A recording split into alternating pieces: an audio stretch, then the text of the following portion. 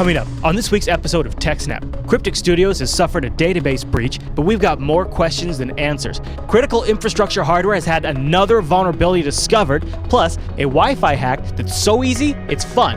And we'll tell you why you might have had some troubles downloading Jupiter Broadcasting shows and the hardcore tech we're going to throw at the problem to fix it. All that and more on this week's episode of TechSNAP.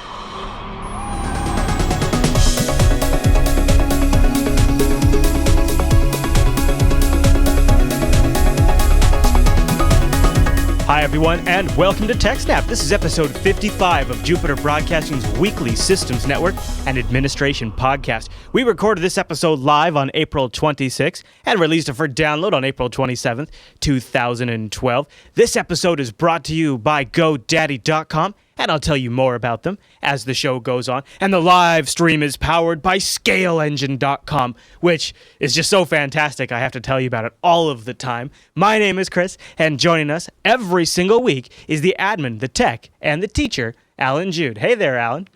Hey, Chris, everybody. Thanks for watching. Hey, man. Welcome back to TechSNAP. We got a great show today. Mm-hmm.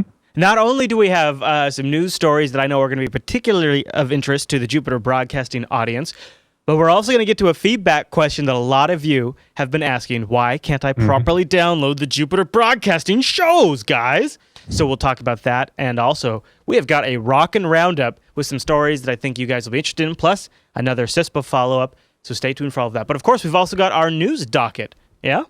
Yep. I want to give one mention before we get rolling. We just added a new affiliate over the Jupiter Broadcasting site, so if you want to check that out, just go over to jupiterbroadcasting.com and scroll down to the very bottom of the website, and we now have a Gamefly affiliate there. So I don't know if Gamefly works in Canada, Alan, but Gamefly is sort of like a Netflix for video games. So if you guys want to check that out, just go over to jupiterbroadcasting.com and look for the Gamefly link. It'll be right there next to the Chrome extension, and the Firefox extension is coming soon. And thank you to everybody who uses those affiliate links before they shop to help support the network.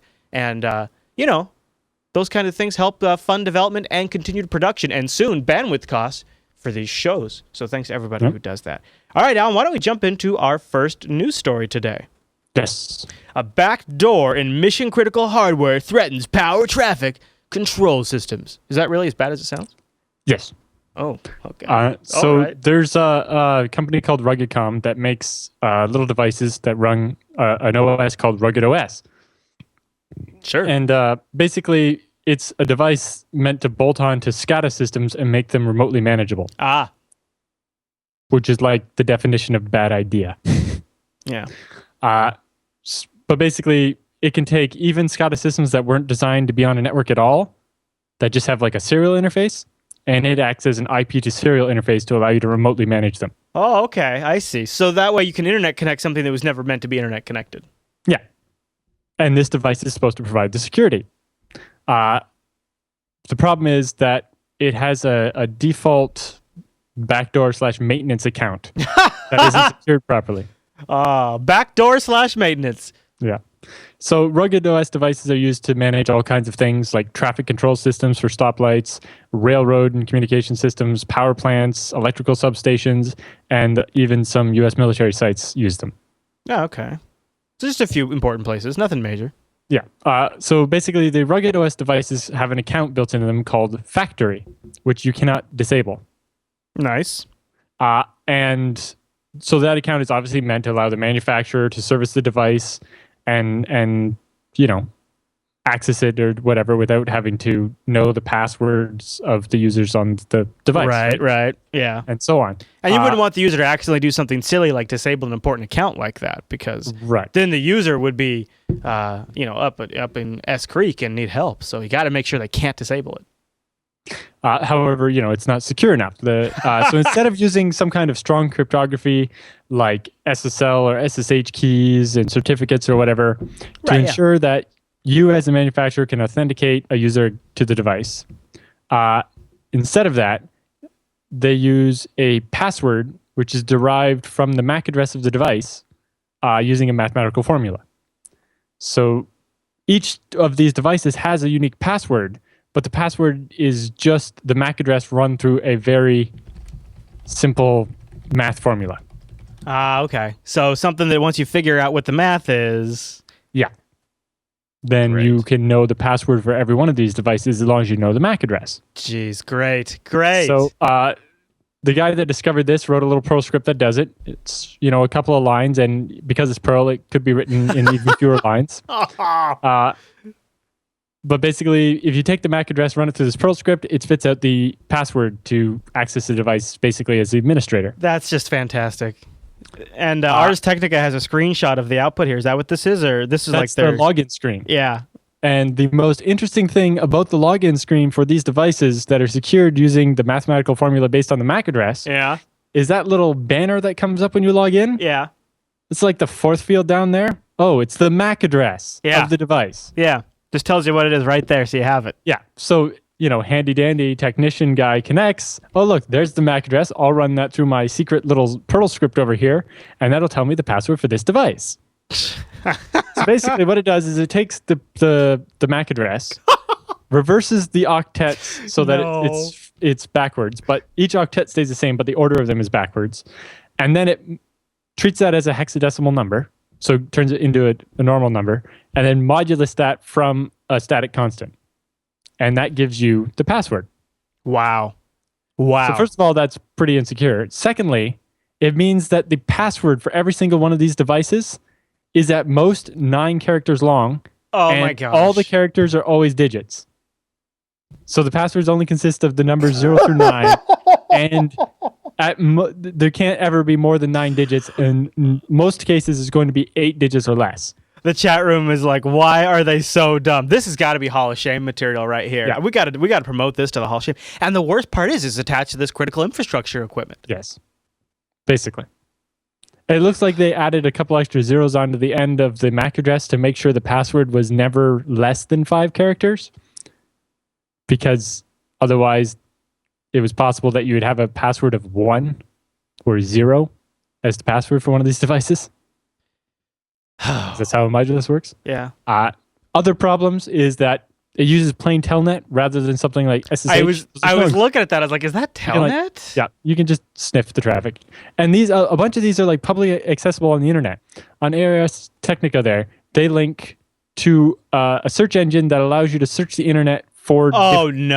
No way, really? So they go around scanning the internet for, what's on port 80, what's on port 23, which is telnet, and grabbing like the banner strings and be like, oh, look, here's a router and here's somebody's camera. So what should I search for? Yeah, I'm at it right now. It's like Shodan.com or Shodan HQ. Basically, if you look for, I think, Ruggedcom or whatever, you'll find a bunch of these devices just out there on the internet. And now that you have that Perl script, you can go and hack them. Hey, look at this. Yeah, this is great. Here's a park here in the United States. Should I take a look at this? I have no idea. I didn't go that far. Very interesting. I could have some fun with this. Oh, man. So the researchers that discovered this notified the manufacturer about it more than a year ago. And after a while, they finally got a response that was mostly like, all right, we acknowledge that that's a bug, but they never talked about fixing it or anything. So there's a timeline in the link at the bottom there. But yeah, April 2011, they reported it to the vendor. In July of 2011, the vendor finally verbally acknowledged that the backdoor actually existed, but they wouldn't put it in writing, and they basically stopped communicating from then on. So in February of this year, the researchers submitted the bug to US CERT, which is a repository for these type of things, and it's meant to handle the dealings between the vendors and the companies and the manufacturers and so on. So then a month later, the vendor finally responds to the US CERT demand for information about it, and then no response again. So this company seems to have a habit of not answering their emails or something. These guys are Canadian too, aren't they? These Canadians. The company, yes. Oh my goodness. So April 6th of this year, because of the lack of further contact with the vendor, US CERT sets a public disclosure date of April 13th for this bug. Oh, okay. To force because the vendor's not acting, so they had to force the hand. April 10th, the vendor finally got back and asked for 3 extra weeks in order to alert their customers of the problem. Although they specifically were not going to fix the vulnerability in that time. So they know about it, but so at this point they admit they know about it, but they're going to tell their and they wanted extra time to tell their customers. Okay, but they never talked about fixing it. Okay, because normally you would be like, we need 2 extra weeks to get this fix finished and push it out. But in this case, they're just like, we need time to tell our customers that they should probably unplug these from the internet or whatever. Yeah. Okay. All right. I mean, at least they're informing people. I guess it seems like they should be fixing. Then the U.S. CERT asked for clarification about why they needed the 3 weeks and so on. And no response. So on April 23rd, because of no response, US CERT released the full disclosure of the vulnerability. Yeah, boy, oh boy. So are they now that it's out there in the public? Do we know? Are they submitting code to fix this? Are they going to? I mean, how could they even get updates to all of these devices? Right, because a lot of them, they seem to be on the internet. They probably don't have an automated update interface. Right. And, if you look at that screenshot there, like it looks like that version of the OS on that device that they have in the screenshot is from 2010. Yeah. Actually, well, yeah, and the copyright's from 2008 even. Yeah. Yeah, but it says the build's 2010, March 5th. Yeah. So this vulnerability was discovered by the researcher, but what he did was he was concerned about hearing all these news stories about the SCADA devices. So he went on eBay and managed to find a couple. And he bought them, and then he started analyzing the images of the firmware, and he basically found this factory account and the modulus he needed to run the MAC address, and figured out how to log into them. He must have been crapping himself when he had a bunch of different devices, and he realized he could use the same account on all of them. I mean, he must have just been like, what have I just uncovered? I don't know if all devices he bought were for RuggedCon, but basically he figured out how to log into the one that he had. Yeah. That's a pretty damning. It seems to be a new trend of researchers buying up used devices on eBay and finding vulnerabilities in them. I guess what it all fundamentally comes down to, whenever we have the U.S. government arguing that we need better cyber controls because of critical infrastructure devices online, or when you see things like this, I guess I'm not connecting the dots to what is driving the connectivity of these infrastructure devices. Why are we? Because you don't want to have to send a tech to drive over to some unmanned water pumping station to fix a computer. You want to be able to do it over the internet. But why? Why not just for these types of devices say, well, their support requirements require on-site support? That's what it should be. Or at least, a VPN or something. It shouldn't be on the public internet. Well, and the worst part is if it's online, they could technically outsource the support anywhere. I mean, it could be one of those deals where I have seen, like for example, where I go into clients' offices and they'll have support, or they'll have IT support that's from somebody that's on the other side of the country. And then what they do is they schedule a local tech within 48 hours to get out there and fix the thing that needs to be fixed. And it's just, that's what that leads to. That kind of remote administration just eventually leads to that kind of abstraction. And it just, for infrastructure, it just seems pointless and futile on so many different points. Yeah. And part of the reason maybe for the unresponsiveness of the company is because they were trying to, why they were trying to keep this under wraps so hard is because in March of this year, they were acquired by Siemens, the company that makes most of these SCADA systems that are getting hacked. And I'm sure it might have affected their sale price if Siemens had known that there was this giant vulnerability. Yeah, got to get that thing. And, it raises some interesting questions as far as the business goes here is, did RuggedCom do something illegal by not disclosing to Siemens that there was this vulnerability and that they knew about it for more than a year? Right. Ahead of this sale for you would think so, like a right? Large sum of money. You would think so. You would hope so. Or was Siemens fully aware and was trying to keep it covered up? Yeah. Well, that's probably likely because it would be detrimental to their business. Any other thoughts on that story? Nope, that's about it. But I have a link to the full disclosure, which is rather short because everything you need to know fits in a couple of lines of Perl. It's like, find one of these devices, right? Run the script against the MAC address that it gives you when you connect to it. It's so unsolicited. Simple. It's so simple. It documents itself. You don't even have to ask it for its MAC address. It will just tell you unsolicited. Hey, my MAC address is blah. Thanks for logging in. Here's my MAC address. Yep. And then, you put that to the Perl script, and then now you have the password to take over the device. And also, like, what also I love is, like, here's my version information, so that way you know exactly what vulnerabilities I might be susceptible to, so you can just narrow it down. I love all that. Here's as much information. Very common. Almost the banner for almost every service spits out his version. I know. I hate that. Yep. But all right. So this next story is going to be especially applicable to anybody who plays Star Trek Online or Champions Online or has had an account with Cryptic Studios since 2010 or before. Cryptic Studios announced this week that they suffered a compromise and a username and password database leak. Now, I don't know what kind of details you've gleaned here, Alan, but I think it's probably good we cover the technical side of this so that way any fans that I'm sure we have in the audience to play that game can be as informed as possible. So what happened? So Cryptic released a notice and started sending out an email, although the email seems to have gone into the spam folder for most people, including my Gmail. But basically, they're saying that in December of 2010, their database of login name, game handle, and encrypted passwords was compromised. And they just detected this recently. Yeah.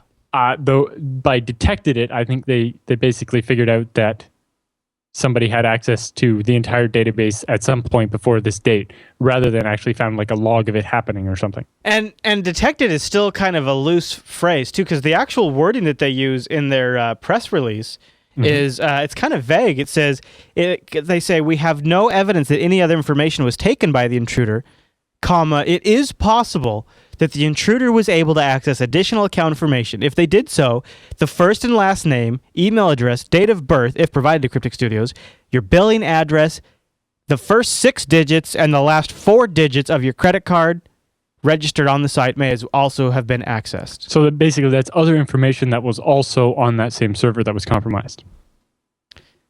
Yeah, so while, as far as I can tell, the attackers have only taken and used the usernames or login name, game name, and encrypted passwords, because this other information was also on that same machine, they could have taken that as well. Yeah. Now, I'm pretty sure Cryptic uses Microsoft SQL for their back-end database system.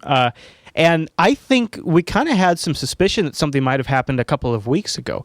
Mav, who works with us on Stoked and is the leader of Jupiter Force, his account was compromised. All of his items in-game were cleaned out. All of the money was taken from the fleet bank, which was quite a bit of money.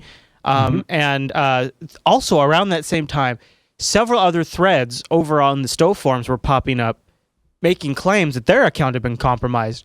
So much so that people started speculating that maybe one of the popular Stowe fan sites had been infected with a Trojan. People were kind of looking for scapegoats. It started to look to me kind of like something had happened, so I changed my password immediately. But people all need to go out there and do that. This is probably, this kind of thing would probably be massively underreported because of the number of people, because this database is from 2010, how many of those people don't play the game anymore? And so when their account was compromised, nobody noticed.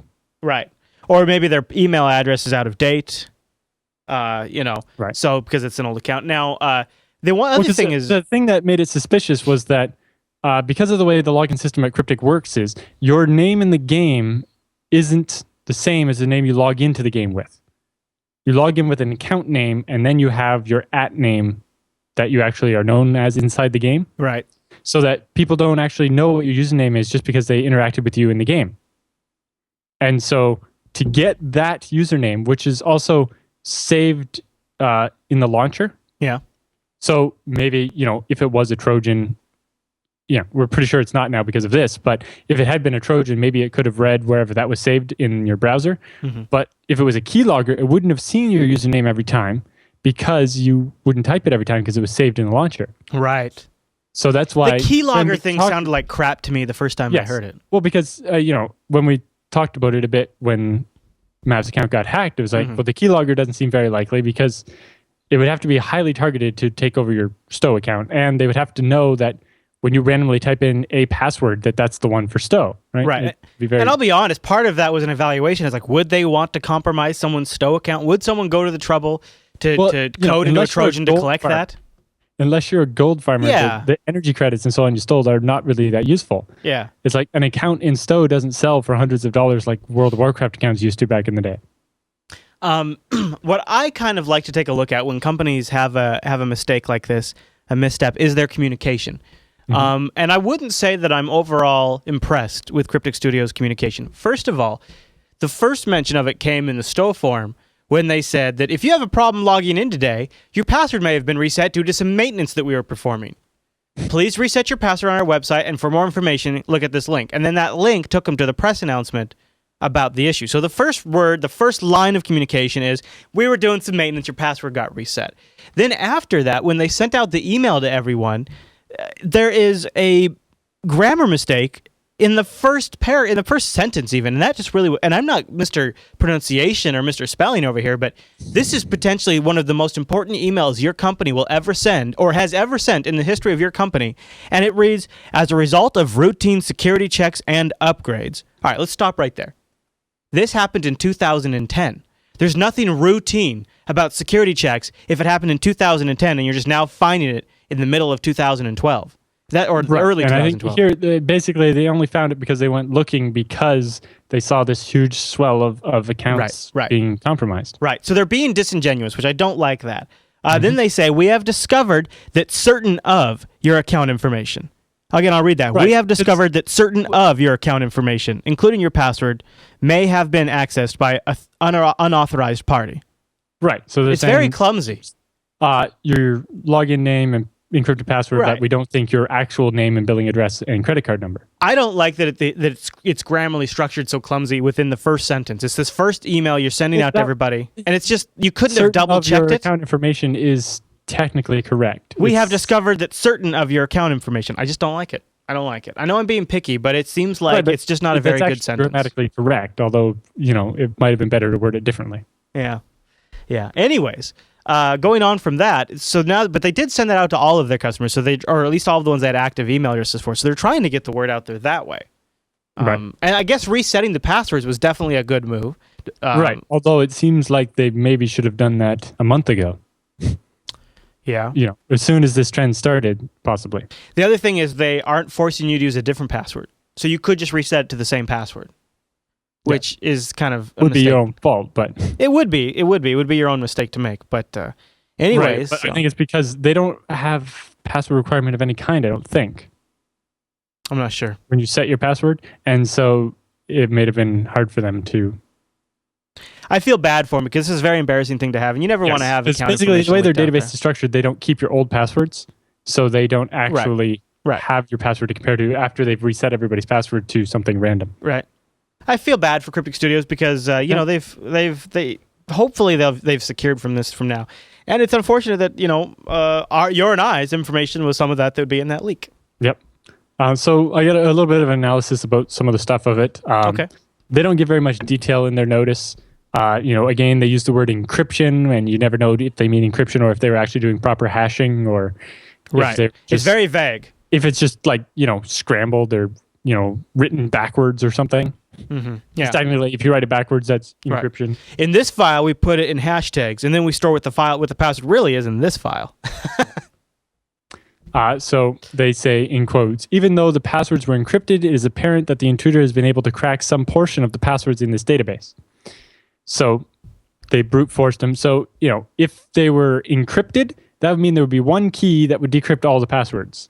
So, and because we've seen this only on a portion of accounts, it's more likely that it was brute forced. Right. So their passwords were likely stored in some sort of hash. And the ones that we know were compromised, the people that had them admitted they kind of had a weak password. Right.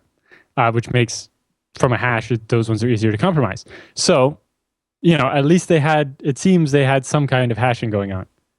However, we don't have any details about what type of hashing. Right.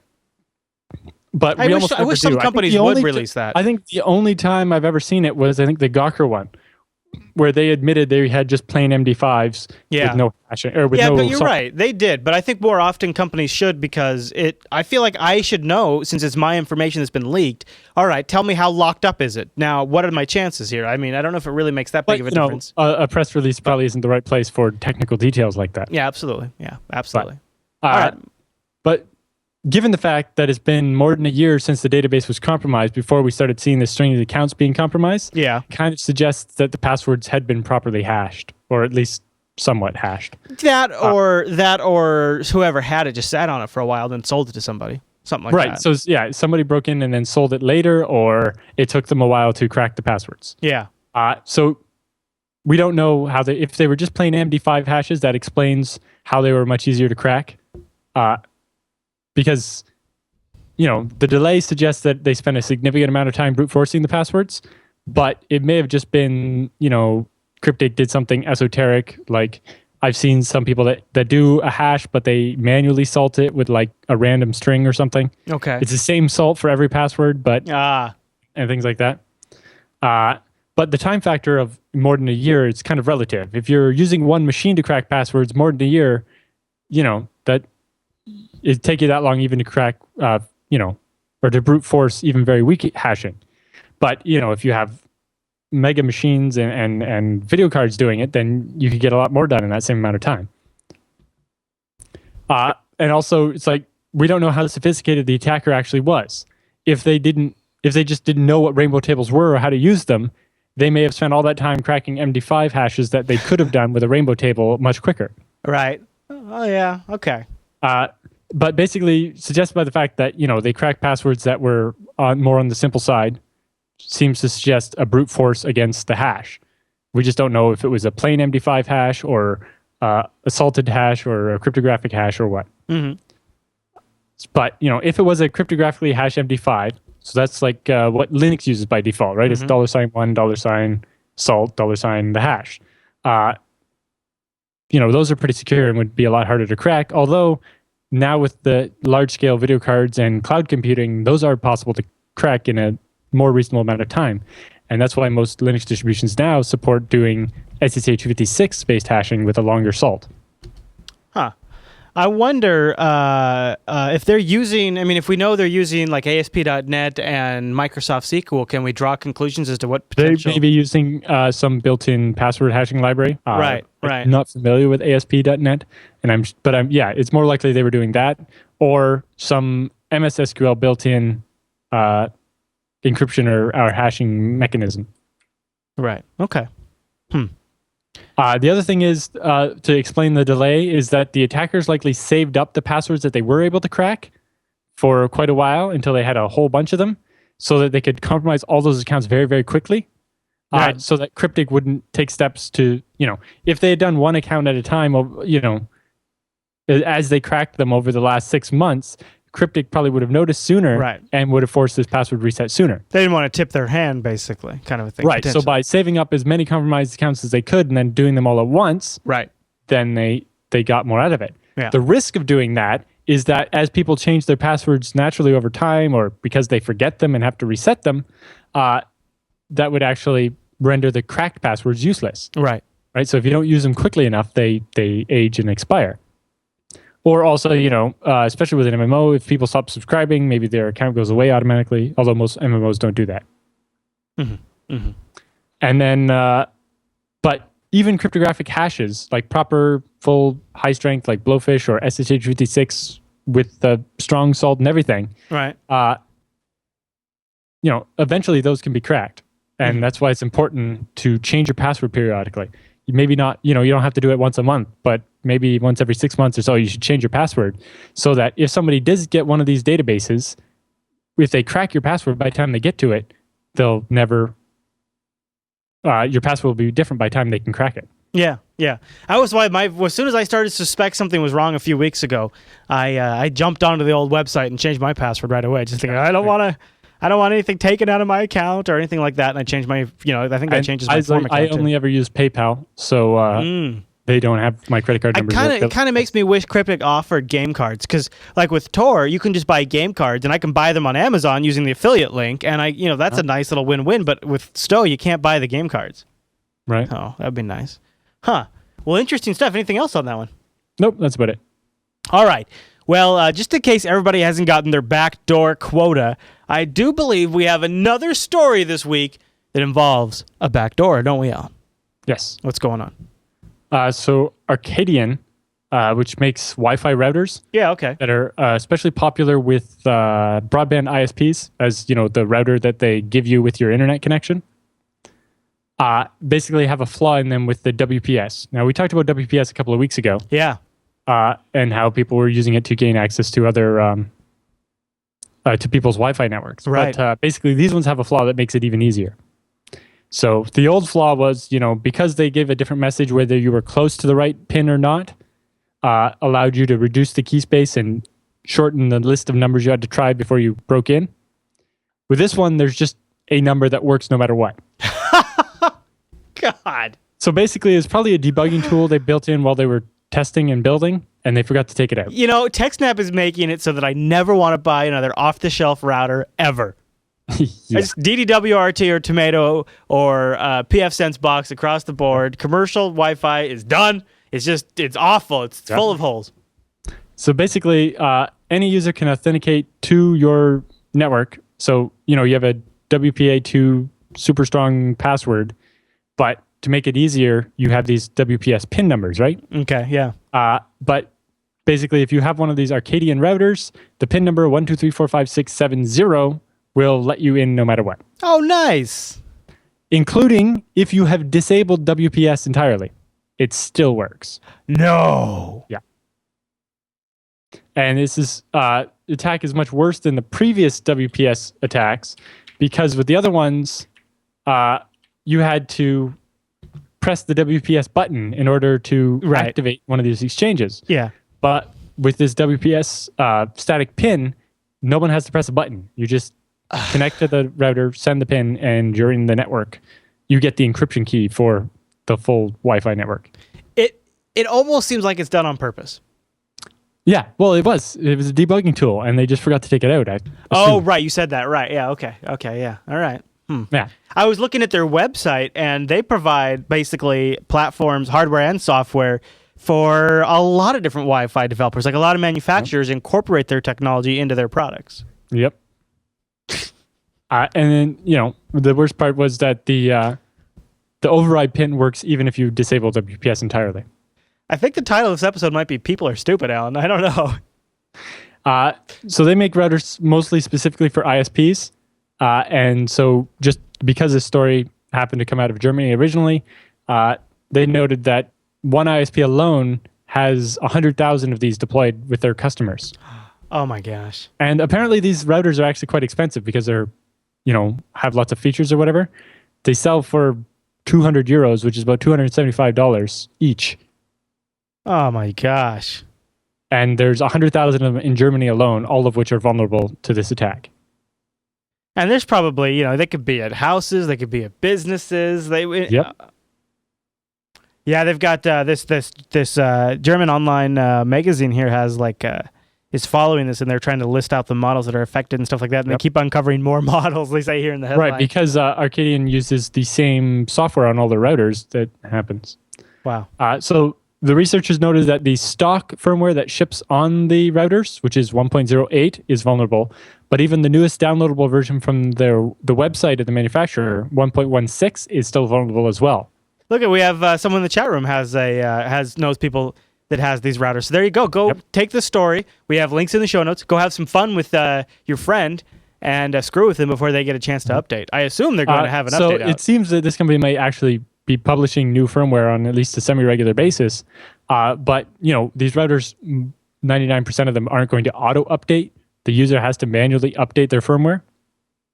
And, most users aren't going to do that if for no other reason than, there's a good chance of bricking your $200 router when you do it. Right. I hate that kind of stuff. And if they don't know about it, they're going to say, if it ain't broke, don't fix it. Yep. That's what I say. No, if it ain't broke, don't patch it. But basically, the only available workaround is to completely disable wireless on it and just use it as a regular wired router. I wonder if, if anybody out there in the within the great range of the TechSNAP broadcast, if any of those routers, you can load DDWRT on it. Just do yourself a favor. Just go DDWRT. It's really a very good firmware. Alan, and because most of these devices are white labeled, so instead of saying Arcadian on them, they will probably say the name of your ISP or something. Right. I've got the starting portions of the MAC addresses of that are assigned to Arcadian. So if your router starts with any of these MAC addresses, then it's probably from this company and likely vulnerable. Oh, okay. Yeah, you've got those in the show notes. Yeah. Excellent. There you go. So if people can check that against their own MAC address. All right, Alan. Well, I want to have you check something out, and that's GoDaddy.com. They are sponsoring this week's episode of TechSNAP, and GoDaddy is rocking some great deals just for the month of April, which is almost over. So you got to take advantage of these deals right freaking now. First up, $5.99.com7. Enter that in at checkout and you'll get your domain, your .com, for $5.99. That's a fire sale deal. I'm telling you, you got to take advantage of that while you can. And that is $5.99.com7 to get a .com for $5.99. Also, if you're doing other things like me, I bought a .me domain recently. Spring 7. Boom, 15% off your order. You're doing some renewals.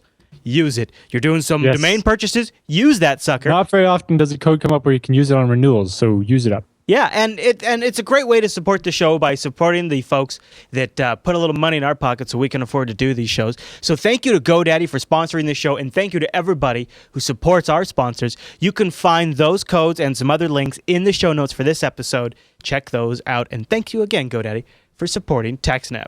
All right, Alan. Well, I think that's everything we have for the top of the show, correct, sir? Yep.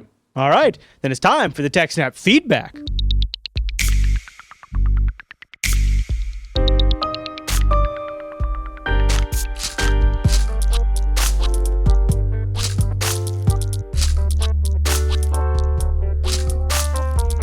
And thanks for sending your emails to TechSNAP@JupiterBroadcasting.com. Now, we got a big one this week because we've gotten a lot of emails about this. All of the shows have across the entire network. And that is, Alan, are you ready for the question? Yes. Hey, guys, says the entire internet. Why can't I download Jupiter Broadcasting shows? It appears the world is ending. And of course, not all Jupiter Broadcasting shows aren't available for download. Specifically, the direct video links in the show notes haven't been working over the last few days as a result of some changes that Blip.tv is making. Now, most RSS feed readers are still working, and the web player is still working, and all of the audio feeds and the YouTube stuff is all still working. But the HD, mobile, and large videos that are usually in the show notes, for a lot of people, have not been able to download them. And unfortunately, that's just a result of some decisions that our current CDN has made, and there's not really much we can do about it. But we are going to move off of them. There are some links in the show notes as well that you can go to until we get everything else switched over, because a lot of the people that are experiencing the most bulk of the problems are Android users, and a couple of the podcast managers out there have some workarounds for that. What Blip TV is doing, Alan, tell me what you think about this. So what it looks like is when you try to download a video, you get a very small video file that's 1 second that says, sorry, this video is only available as an embed. I'll go pull that up. So, of course, what they're doing to do that, which just seems foolish to me, but maybe as somebody who does offer streaming services yourself, you could tell me if I'm wrong here, but they're doing user agent detection for whoever's requesting the file. And based on the user agent, if it's a web browser, they're denying it because they don't want you to do it outside of their player because they monetize in their player. So like right now, I'm going to, so I'm trying to download an episode of Torqued, and instead I get that this video is only available in the Blip player. Search Blip or your favorite search engine for viable alternatives, which is such crap. Right.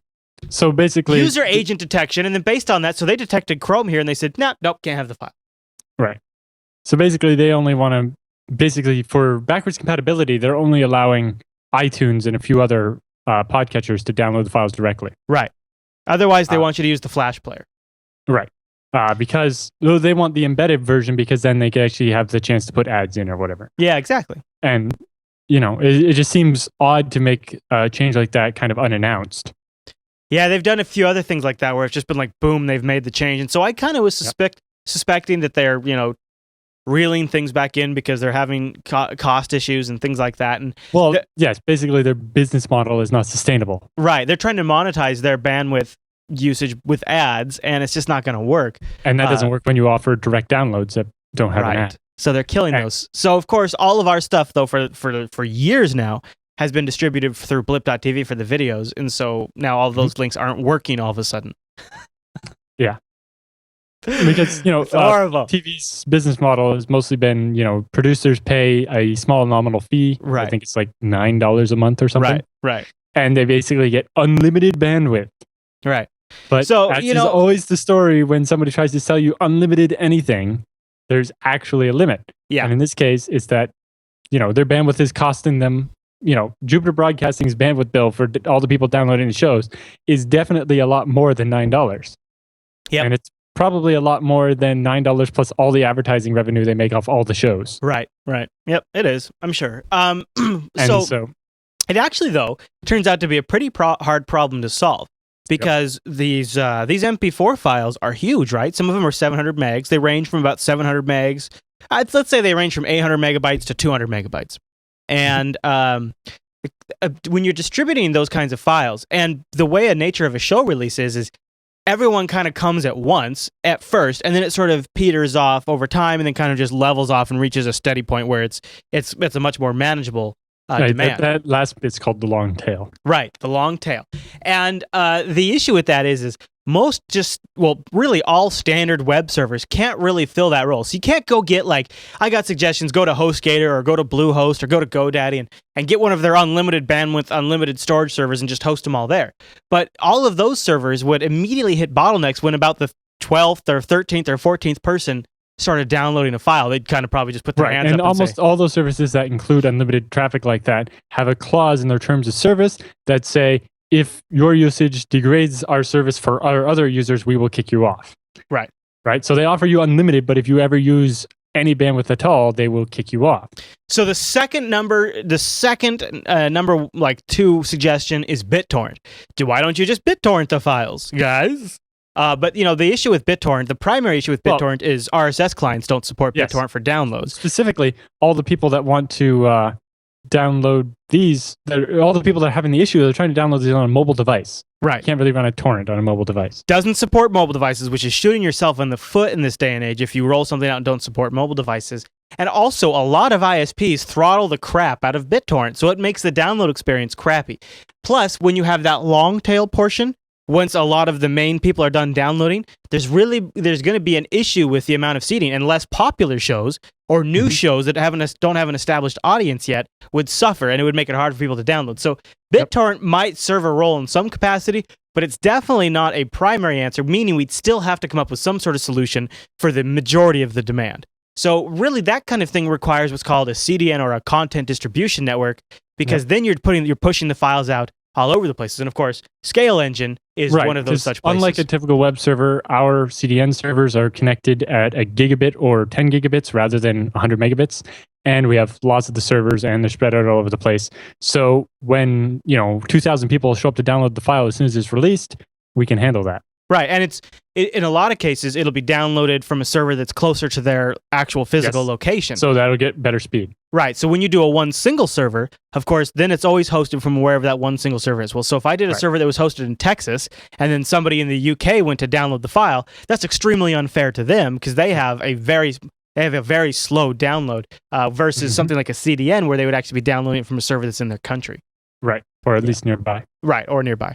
Yeah, so that's the kind of change we're going to be making here on the back end. Is we'll be moving over. It looks like we'll probably be going to Scale Engine, because Alan's got a great service and great prices, and we'll be sort of over the next week. I hope all of the new shows will be delivered using that, and then I'm going to have to figure out something for the back catalog. All of the in-page plays work right now, and honestly, I just don't know if I can afford to move the whole back catalog, and B, the amount of time that would take, because I would have to make new mobile versions of those too. Well, it depends. Like some of the files, if we can trick the user agent, we could download them directly from Blip TV. True. Yeah, true. Although their quality sucks, but I'd be willing to do it to save time. But then the whole problem though is getting those. I guess if it could be done server side and do like some sort of RSS feed pull or something like that. Yep. Maybe that'd be the way to do it, is pulling it through the RSS feed. But either way, it's a massive migration. We're talking a huge... So I don't know how the back catalog will be available, in what form. It'll definitely be available in the web player and on YouTube, but I'm still working that out. And I'll probably also be discontinuing the large format. So all shows right now, they generally have an HD format, a large format, which is perfect for tablets, and then a mobile version, which is perfect for phones. And what I'm going to do is I'm going to take that mobile version, and I'm going to try to just make it a higher quality, better file that scales better. So mobile version will work for phones and tablets, and then you'll have the HD version, which works on newer tablets, and of course your computer and your TV and all those kinds of things. Right. So we'll only have 2 video files, but that'll save us some bandwidth and that'll save us some storage costs because now we're going to pay for every single transfer and all the files, whereas with Blip TV it was one flat rate. And that's why Blip TV was so great. But of course that's why it's not sustainable either, right? Exactly. They were startup, they got startup funding, they ran for a while, but they introduced a really low price to try to get people in, but I'm surprised we haven't seen a price hike at least. But basically the amount you're paying is so disconnected from the amount you're using that no price hike would really make sense. I guess I wish they could have offered something, but you're probably right. Yeah. There probably isn't something that says because when we look at a couple of different CDNs, there's ones like Bright Cove, $1.75 per gigabyte. Right. Or Longtail Video has one that the guys that make JW Player, one of the open source video players. Yeah. They're about $1 a gigabyte. You tried Rackspace, that's 18 cents a gigabyte. People recommended Amazon. It's like, if you use just S3, that's 12 cents a gigabyte. But they were recommending using EC2s to run a whole bunch of servers. On top of not being all available, running the server instances cost money, right? You pay per hour for those. Yeah. And if you're going to have some in like Ireland and so on, those cost more per minute or per hour than the ones in the US. The cheapest ones, running one of the cheapest ones 24/7 costs $200+ a month. I like what Binar in the chat room too is saying. We could do something like a community torrent project. That's probably a good idea. I'll probably try to start working with people in the community to do that because that'll just be another distribution means for people that want to use that. I don't see anything wrong with that. That seems like a good idea. Out with torrents so that it's an option for people that can do it to alleviate the bandwidth costs, and for people that can't, then we'll still have the CDN. Yeah, exactly. So that might be what, and then also there's even some things that I was even thinking about doing something like a URL redirector. So like right now on Torqued and SciByte, I have a URL for the MP4 file for the HD version, and that actually on the back end redirects to archive.org, and then on another one it redirects to Rackspace. So I'm actually using a little redirector to make one URL that I can put in the RSS feed and that I can put up on the link on the site. And then using a WordPress plugin, which is a little hokey, I'm actually sending it to the actual destination file. So that would be another way is to prime the CDN with content. And so the most in-demand stuff, like the current 2-week catalog, could be on the CDN. And then after 2 weeks, they would get moved to archive.org. And I would just change the redirector. The links would all stay the same everywhere. And then people that are coming 2 weeks later, when demand would theoretically be lower, would be pulling from archive.org, which is essentially free. Right. Well, even if you weren't using archive, that would be very handy for the scale engine side of it, because we can use a different pool of servers. Basically, a lot of our edge servers are designed for very in-demand content. Right. And they don't have that much storage space. Right. So if we use those to serve the popular stuff, and then once something's 2 weeks old, it goes to our archive version of the CDN, which is designed for rarer downloads of big files rather than so something like that. So don't move it to archive. Because I like that, because the problem with archive.org is sometimes it's down and there's no SLA, and I feel bad because I'm sort of like mooching off of a free service. Yeah, so I was thinking of so the only problem is that it's using a WordPress plugin to do we would replace that with something else. Yeah, it would have to be something. Yeah, exactly. But that seems like another way to go, because while the files always get downloaded, it's really the first 2 weeks of the episode's life that it gets downloaded the heaviest. And then after that, it sort of trails off. And then, it's like, exactly. Why pay for prime real estate if you could move it back to the suburbs? Well, it's more that it costs us more to serve files that are not popular from the edge. Because at the edge, our servers, basically, they only have, so much storage space on the edge server. Most of ours are only about 500 gigabytes, but some of them are more. And so when you request an episode that server hasn't served recently, it will have to go to our storage server and download a copy to that server and then send it to you. Now, it streams it so that you don't have to wait for it to download before it starts. But so if an episode's only going to be downloaded once because it's like a year old, then we're actually using twice the bandwidth to serve that. So for the older stuff, we would work around that and serve it from like an archive server. Rather than. All right. Well, that seems like a good way to go. And that kind of, is a kind of a two-stage approach. So that's what's going on with the files. It's not a simple problem, but it sounds like it's a problem. We're working towards a solution. It's, of course, something we got to try to figure out kind of fast, because Blip TV has already flipped the switch, and they just did it. They didn't give us any warning. No, we could try to sort this out. And I've had a very good dialogue with a great rep from there who's been fully, he's been upfront what's going on, and he's been working with me really well. I can't really complain from a customer service standpoint once I contacted them, but I do kind of wish they would have given me like a 30 days heads up, or even a 2-week, or maybe even 5 days. That would have been great, instead of just like all of a sudden it just flipping not working. Yeah, and then blocking a lot of your users from subscribing. Well, and it kills the numbers. Yep. It kills the download numbers. Some of these people are not going to bother to resubscribe. Right. So it's a real pain in the butt, and it hurts the shows too. So I want to get it fixed as fast as possible. But so hopefully we'll have good news for that in next week's episode of TechSNAP. All right, Alan, are we all done with the feedback? Yep. All right, then that means it's time for the TextNap Roundup.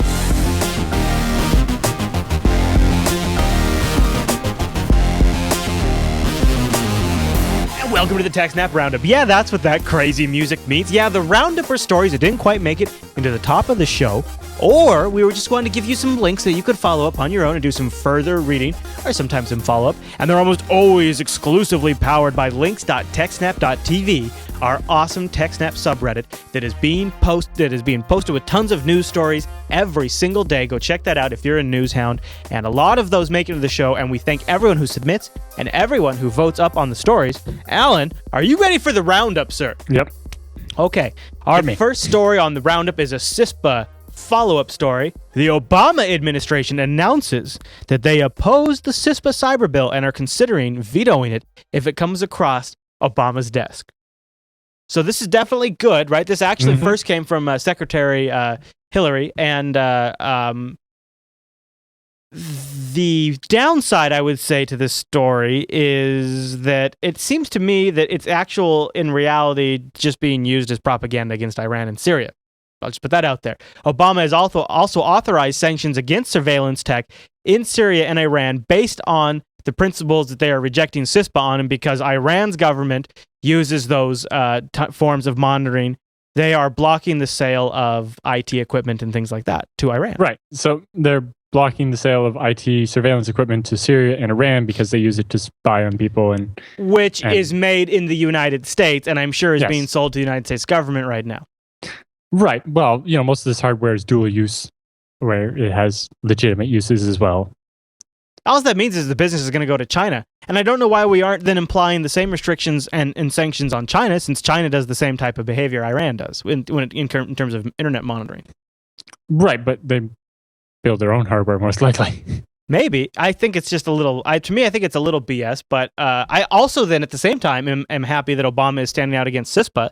And I really hope that if this is political rhetoric, I hope it's political rhetoric that actually makes him veto it, because he did come out against the NDAA, the National Defense Authorization Act, and then signed it. So we'll see what actually happens there, but I am hopeful, and because it is an election year, and because he is using those principles to then justify sanctions against Iran and Syria, we should have enough of a reason for him not to sign CISPA. And generally, once Obama comes out and says, I'm not going to support it, then it tends to die. At least that's what happened with SOPA. Although that's not what happened with NDAA. Right. And, there's still the other one, I forget what it's called, and there will always be another cybersecurity bill. Yes. And so it's become pretty clear that this thing isn't going to die, and it's just going to become a constant fight. All right, Alan, you ready for the next story on the roundup? Yeah, that one's mine. There's funny stories from the International Business Times of a company that sent out an email to fire an employee. So it's, generic email about how, sorry, we have to let you go, pack all your stuff up in a box. They send it to the entire company? Somehow they accidentally sent it to every employee instead of the one person they were trying to terminate. Oh my gosh, that is so funny.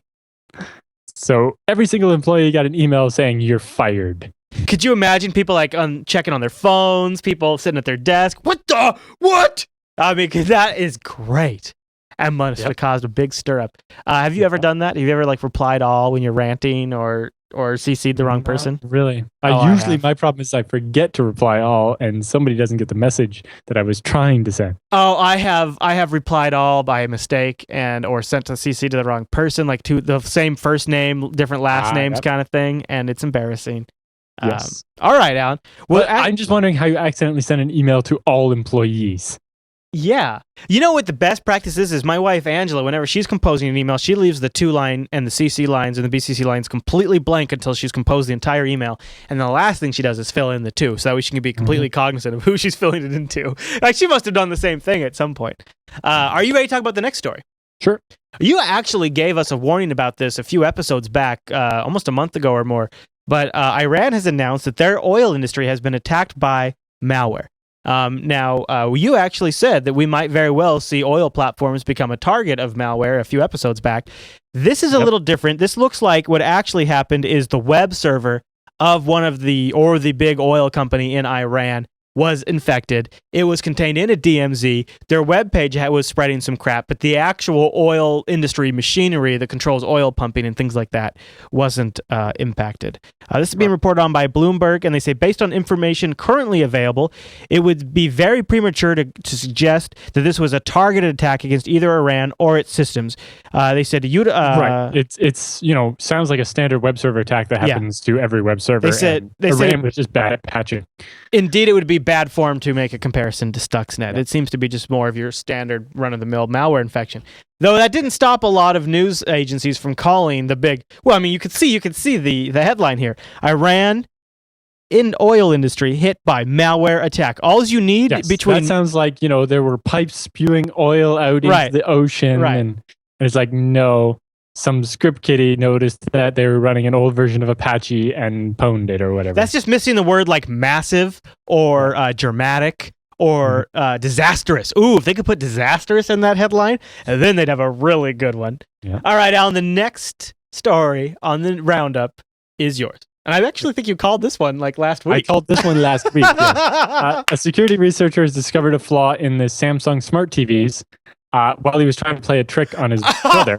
And basically, he managed to make the Samsung TV go into an endless reboot loop. Yeah, of course. And so basically, he found two different vulnerabilities. One was basically a buffer overflow where he could execute code on the TV. And the other one would just cause the TV to endlessly reboot and basically disable the TV. You know what's going to be obnoxious is when malware starts spraying your TVs that displays ads and pop-ups on your TV. How awful will that be? Yeah. And these things are running Linux. If you don't use it, you shouldn't use the wireless adapter on your TV. Right. Well, my TV has an Ethernet port. So yes. Well, the one my dad bought has an Ethernet port, but they sold him with it a USB Wi-Fi adapter for the TV that would allow it to use the Wi-Fi, so you don't want to have to run an Ethernet cable to your TV. Right. But that also means that your neighbor or random guy driving by, war driving by your house or whatever, could pwn your TV. Absolutely. All right. Well, we haven't talked about Conficker in a while, but Microsoft was in the news headlines this week saying 2 basic security steps might have stopped infections. What's going on here? But basically, they said that as far as they could tell from their research, every single infection of the Conficker worm was the result of either a weak password that was brute forced. Or a vulnerability in Windows that Microsoft had already released a patch for and that the end user had just not patched. Well, I mean, that doesn't surprise me at all. Well, yes, but so basically 100% of the Conficker infections shouldn't have happened. All right, that is an interesting statistic. Been up to date on their patches and had decent passwords. Does this feel a little bit, though, like Microsoft's like, hey, guys, just so you know that thing that you all forgot about, I just want to point out it wasn't really totally our fault.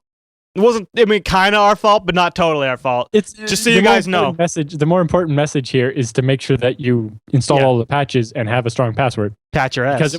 Because patching your system up to date and keeping it that way will ensure that most of the time you don't get this malware, right? Malware is based on finding these vulnerabilities, and then, it's all following after, like jumping on the trend, more and more malware. I mean, almost all of the most common malware, though, is taking advantage of low-hanging fruit that users just aren't being diligent about their patches. The zero-day ones are fairly rare, and those usually seem to happen more, that's Stuxnet and the government and that VuPen we saw, publishing. They find 0 days and then sell them for a lot of money. Well, people that make malware that, sells you fake antivirus programs or whatever, they're not spending a lot of money to hack your computer. They're just hacking a lot of people that are not very smart. They're just casting a wide net.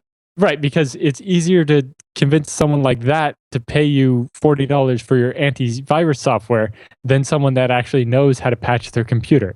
It's true. Unfortunately, there's There's a technical divide there, and the people who But, are with XP and 7, it's fairly hard to not update your computer. You'd have to actually choose to do it. right, yeah, unless you know what it is. Though, I know a lot of users get annoyed by having to restart for an update. Or like the family member turns, I'll turn that off for you. Let me just turn that annoying thing off there. Like, oh, darn thing. Yeah. All right, Alan. Well, the next story on the roundup has me braced for complete drama. Moving from Gmail to Hotmail, the disastrous conclusion. What's going on here? Yes. So Microsoft was trying to get some attention back to Hotmail and how it's not as bad as it used to be. Hey guys, remember Hotmail? Hey guys, Hotmail over here. Do you remember us? So basically, Microsoft asked a couple of bloggers to try Hotmail again after having used Gmail for years. But the guy's Hotmail account got hacked because he noticed that people on his contacts started getting really strange emails and so on. No. But because it's all integrated with Microsoft Live, that also meant they compromised his Xbox account, the account he logs into his Windows machine with, Microsoft Live Mail, and everything else that uses Microsoft Live, including the Metro Store. Yeah, the Metro Store and the Windows 8 desktop use your Windows Live ID.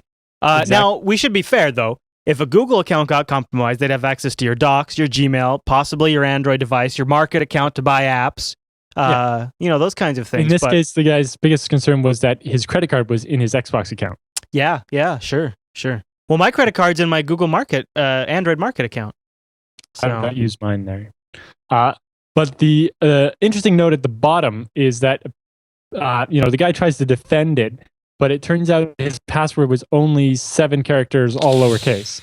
That's kind of his fault. Yeah. Although I'm doubting that it was just brute forced. Right? Might have been just guessed. You'd have to guess the right email address as well, though. Oh, okay, that's true. It seems suspicious. Like, I see this happening a lot. MSN and Hotmail accounts getting hacked, and I just don't see it being brute force because obviously, Microsoft would pop up a CAPTCHA after so many failed login attempts. Right. And blocking IPs. So It seems they have to be some other way of getting these accounts. Well, now that could be the case of a Trojan or a malware because that is a big enough target that it would be people would have incentive to write malware to capture that kind of thing. Mm-hmm. Or there's some sort of intrinsic flaw that Microsoft just hasn't really nailed down yet. I'm not sure exactly what the problem is, but they definitely were having a problem there. Yeah. Well, there you go. So links to all of those stories are in the show notes. Just go over to jupiterbroadcasting.com and look for episode 55 of TechSNAP. You'll see the video posted. And then just scroll down past the download links that are hopefully working down to the show notes where you'll have links to everything we talked about. Alan, I think that's the show, yeah? There's the one more point. Okay. It came up in the news again, although we've discussed it once or twice before, but the FBI shutting down the DNS servers that they run. Oh, yeah, that's right. We were going to talk about. Okay, yeah. So that's kind of a story that's been spreading around. People might have seen this headline, the internet to shut down. Yes, and I've seen this headline get overblown 3 or 4 times already. Yep. As the date comes close every time, and then the FBI bumps it because of the immediate attention around it. Right. But basically, the FBI busted a malware ring that was called DNS Switcher, and basically when it compromised your computer, it changed your DNS servers in your Windows settings to be their DNS servers. Right. Where they would then hijack your traffic for Google, PayPal, and a bunch of other sites. Right. Specifically, they're after your Google searches, so they could sell the ads on the search page. You would actually get a fake Google. Anyway, so when the FBI took over that, they didn't just shut down the DNS servers because that would have left everybody infected with no internet. They set up temporary DNS servers that were just going to be for a couple of months to let people get, their computer fixed. Mm-hmm. But there's still a lot of people who have their computer infected and still have these rogue DNS servers as their DNS. Yeah, the FBI estimates that somewhere between 150 to 360,000 people that are using the FBI's DNS right now. Right. And the FBI is paying for this, and they're like, well, we need to stop at some point. The FBI claims they're spending $87,000 a month running this. Now, I don't know how you spend $87,000 a month running DNS, but that's what they say. That's for that many people is like, yeah, I could do that. I guess for that many people, I could see it being costly, but you think it's that costly? Yes. I could do it for 20 times less at least. Yeah, exactly. Also, so the way the headline went, and I blogged about this over at filterfree.me because it just struck me because I knew we'd already talked about this. And what day did I post this? On April 22nd, in a 24-hour period, there was 545 articles written just on that one day. And look at some of these headlines. Don't lose internet in July. Infected PCs may drop. I love one of them is like, here it is. The FBI reports you're in danger. How about that one? Hundreds of thousands may lose access. That's a good one. Well, I've seen worse ones. There's like the FBI is going to shut down your internet. Yeah. Oh yeah. No, the internet is going to be shut down is one of the headlines here. Yes. Is your computer infected? That's another headline. Well, that one's a little more reasonable. Right? How about virus shuts down the internet? Do you like that one? Yeah. Virus is literally one. The FBI on their website, I have a link in the show notes, has a database of every IP that's hit their rogue DNS server. So you can enter your IP and see if you've ever used the rogue DNS server, so you know if you're infected. There you go. Although, if you're technically capable enough, you can just check what your DNS servers are. Most likely, you have DHCP, and it should be set to automatic. If it's statically defined to some random IPs, that's probably not good. If you're in there anyway, you should probably switch to using Google DNS or OpenDNS. Yeah. Let me ask you this. Remember 8.8.8.8 and 8.8.4.4. 8.8.8, yeah, that's Google. Why aren't they just doing some sort of redirect to a page explaining that this service is about to be? That's why don't they just hijack the DNS and make every resolve through that? They already have hijacked the DNS, in a sense. They have the DNS. They have been running it. Roguing it. They're actually turning real results. Right, I know, but I'm just saying they've been doing it. They could. Yeah, so why not have it send all traffic to a page explaining it? It seems a little weird. And why keep doing press release after press release after press release about this? Really, and they keep doing it in these big batches on slow news days, and then all these people write up maybe to get attention. Funding about their to stop more malware, which is probably, I don't know. It seems very weird, but I just keep seeing this giant media frenzy around it, and it happens over and over again because this date that they were going to shut it down keeps getting moved back. Yeah, and every time, So I linked to somebody asked me this question on Google Plus, and I tried to explain it all to them because the headline there was FBI will shut down the internet on March 8th. Right. And they were very concerned about this. And so I was trying to explain what the problem was. And I go into quite a bit of detail about it. Mashable released a video about it over a month ago, explaining what's going on. Well, I explained it in February, and that's when it was already old news. Yeah. So don't buy into the hype. The internet isn't being shut down, although if you are infected, check out the link in the show notes. Go get your IP checked. Well, if you've been infected for this long and haven't figured it out, you're probably doing something wrong. You're probably not watching TextNap. Yeah. You're probably not watching TextNap. But maybe... if your computer is infected and it's been that long and you're missing like all the updates, your machine is probably so far gone, you should just reformat and start fresh. Yeah. And maybe just go get an iPad. Just call it good. Because then, that's a little easier. But I would never recommend that. But we want to get the word out there because there's probably people out there who have friends or family that they should probably check. Yeah. I mean, at the time when the FBI took this thing over, they said it was 560,000 people that were using DNS. And I'm sure, what's funny is that really seems to be the solution. Forget CISPA. Just run DNS for the United States and then just monitor everywhere everybody's going right then and there. Well, that's what CISPA was about. That's true. CISPA, then they'll just go to the ISP and say, give us all your DNS logs. That is much more efficient. You're right. They've privatized spying on citizens. Oh my God, that is what it is. What CISPA was specifically was making it illegal to do things that would stop them or interfere with them monitoring what you were doing. CISPA is literally trying to use an encrypted DNS server. CISPA is literally is going to give them that information. It is literally privatizing surveillance. Well, it's like we said, it was about indemnifying the ISPs against the no wiretapping law, right? And about making it illegal to circumvent their ability to monitor you. Yeah, because we've seen this like in, I think it was Turkey. Maybe it wasn't Turkey. I forget, some Middle Eastern country. A little bit more moderate than some of them, but anyway, they made it illegal to use VPNs or any type of encryption because it prevented the government from spying on you. Dude, that was India. It was India. No, they were considering it, but I think it was Turkey actually did it. Okay. All right. Or maybe it was Pakistan. I think it was Pakistan. Well, I forget. We covered it on TechSNAP, so it's in the show notes. 55 episodes, people. It's hard to keep track of all that. Keep them all straight. All right. Well, I think that's the whole show, right, Alan? All right, everyone. Well, TechSNAP is live on Thursday afternoons at 1 p.m. And you can join our awesome JBLive.tv chat room and give us your ideas and your input on, of course, the chat room saying Pakistan. So there you go. Yes. Pakistan. I don't know why I couldn't think of that. I'm reading a book about Pakistan right now. I thought it was India because they're also the same ones that were trying to get access to the BlackBerry encryption protocol from RIM. Right. They wanted to spy on BlackBerries. Yeah.